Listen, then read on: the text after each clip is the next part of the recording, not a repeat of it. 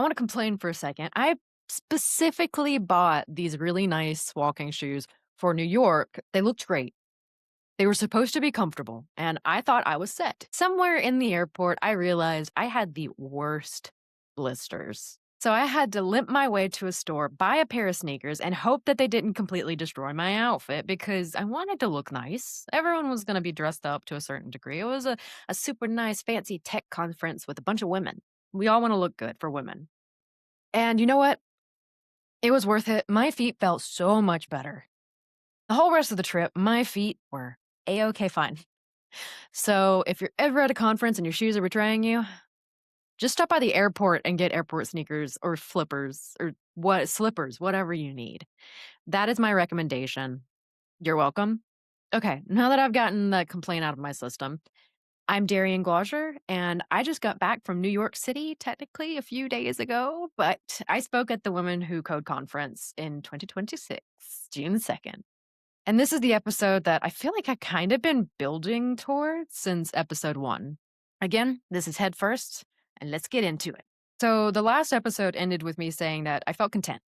Like I was where I was supposed to be. And that did not change when I got there.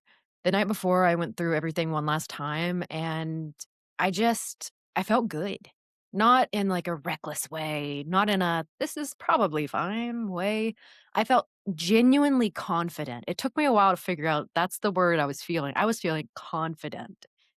Like I knew I was going to do a good job, and I wasn't particularly scared about it. It's a new feeling. I'm sure I felt confident in other ways, but this one was very distinct feeling. I'm learning to recognize it instead of looking for something to be worried about. And just like many other people, I'm an anxious person. I love distress. So the morning of, I got to the speaker's lounge early, started meeting people, talking. It was already good before I even got to the room. Then it was time. So I walked into the theater. I'm setting up, as one does. Immediately, we have technical issues. Of course. Almost every speaker day one had something, so it wasn't just me. I'm not special. My screen didn't want to show. The microphone wasn't working right. We eventually got the screen up, but the mic, it was off, basically. It had an itty bitty tiny bit of volume, but not enough to where it mattered. So I tried to do what you do when a mic isn't reliable. I belted it. I spoke from my chest, from my diaphragm, and I projected. And honestly, there's something about actually having to use your body to be heard that keeps you from floating away into your head. It's like a workout. My diaphragm is worked out. It made me more present, and I wasn't going to panic about the tech because I already had prepared for the tech questions. My slides were live on my website. If everything on that stage had died, I still had something to say and that people could still take home. I already built a version of this talk that could survive the worst case. And I think that matters. I'm proud of that. That's the thing that nobody tells you. A backup plan doesn't just save you if something goes wrong, it changes how you feel before it does. The talk itself felt good. I knew my material. I spoke to the room, not at it. I spoke with people. That's just who I am. I don't like to speak at people. I even made people laugh a couple of times because I'm one of the funniest people I know, just just like you probably. And when it was all over, I felt settled. Like something had clicked. So here's the thing that I wasn't fully expecting. The number of the women in that room who were unemployed. In any room that were unemployed. I'm not surprised about, women going to conferences like this and finding community, to find support, to try to get a leg up. I get it. I'm there for that same reason. I've been there in different ways, just like them. What hit me was the scale of it, the density in that room, in that conference. Women in tech specifically fall off after a certain point. The higher you go, the less women you see. I wanted to look up the exact number before I said it out loud, but I think it was around 35% drop off the further you go. 35%. Think about what that means in practice. You start your career surrounded by women to a certain degree, and then over time, You get smaller. Tables get smaller. And at some point, you look around and you're one of the very few, if not the only. And that's not attrition, that's a pattern. And I'll be honest, I think the job market right now has made that worse. Layoffs are difficult. Layoffs in any culture and any time are difficult. And I feel like AI is shifting what roles exist and who's being hired and to what degree. That and the economy and everything else, it's a mess right now, and just like most other people, we're just trying to stay afloat. These women were there at this conference doing what women do. They were gathering, supporting each other, trying to figure out what the next thing was together, and it's not sad. I wanna be clear about that. The room had so much energy. I met people who blew me away. I had already reached out to some speakers before I even got there, like, in the speakers room. And actually getting to be there in the same space as them, it hits different. These were smart, driven, real women, and they're connections that I genuinely wanna keep. I didn't wanna skip over the harder layer of it either because, this show, my podcast, I'm not even in life, I'm not good at pretending that things are fine when they're not. I think you should be able to address something and deal with it. You're allowed to feel upset. You're allowed to feel empowered. You're allowed to have ego. It's a bunch of different feelings that you are allowed to have and are allowed to process. Now, if it affects other people, you might need to tone that back, but that's a whole conversation in itself. Those women that I met, whether they were speaking or not speaking, they deserve to be acknowledged. Every single one of them, and I love looking at LinkedIn and seeing the reposts and seeing the attention and likes, not only to my posts, but other people's posts, the women who codes post, lesbians, who tech. Back to my talk real quick. I had specifically asked someone that was in the audience, what was something that I could have improved? And they said what I completely believe, I undervalue myself. I've been sitting with that since I got home because they are right. I know they're right. I am a hard worker. I build things that function, that matter, that other engineers want to use. I put myself in front of that stage, in front of a room full of people, and I delivered. Boom.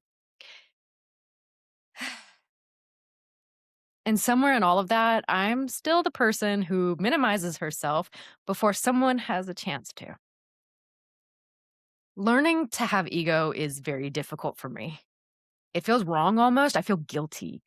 It's pretty obvious, I know why. I am an extremely empathetic person. I grew up as a people pleaser. I spent a lot of years in you know what? I have to talk about it at some point, I guess. I spent years in a domestically abusive relationships. I'm not going deep on that today. That's a whole different topic. But I wanna say it very plainly because it is a part of me. It's a part of my story. It's a part of why I had to turn my life around or else it was just gonna get worse and worse, and I was gonna get sadder and sadder. I'm a strong woman now.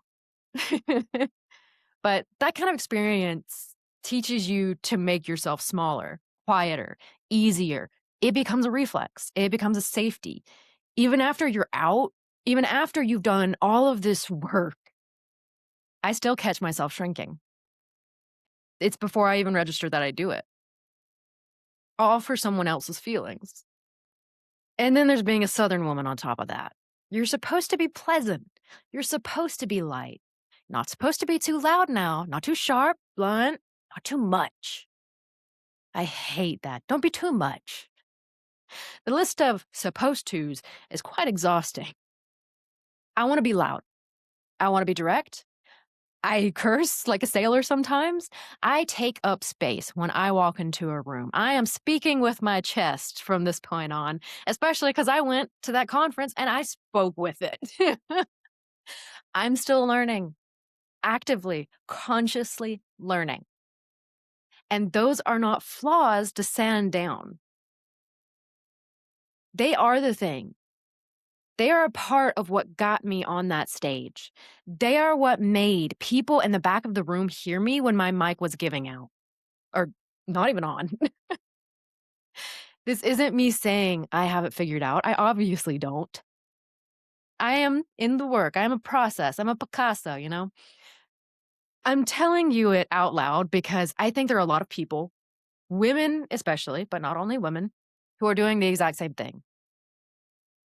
You have a disability, you feel small, you have been through a lot. You are brilliant and capable and still somehow reflexively apologizing for taking up the space that you've earned. You don't have to stop being empathetic to start being confident. I will never stop being empathetic. One of my strongest traits, I feel like, is being able to connect to others and make them feel seen. But you do have to make a decision every single day to stop making yourself feel smaller on behalf of those who never even asked you to. Coming to it's gonna take a small step back because that was a lot. On the flight home, I was ready to come home. New York is New York. I love the food, some of the people I have there, the musical space, but it's just a city, and I'm ready for my space. Somewhere on that flight, I kept thinking about the room, the energy, what it felt like to stand up there and know, not just hope, but know that I was doing something that I wanna keep doing, that I'm supposed to be doing. I, Darian am a professional speaker now. Not I want to be, not I'm trying. I am. And that sentence felt like something I really had to earn, but you just kinda make a decision one day to do something. I feel like I needed more proof, more credentials, more people nodding at me, before I could do it without flinching. I don't feel that way. This podcast started as a place to think out loud. What I keep thinking is this: the version of me that was trained to be smaller, she did a lot of the work to get me here. I'm proud and happy of her becoming who I am today. I'm Darian Glauger. I'm gonna stop rambling, and this is Head First. I'll see you next time.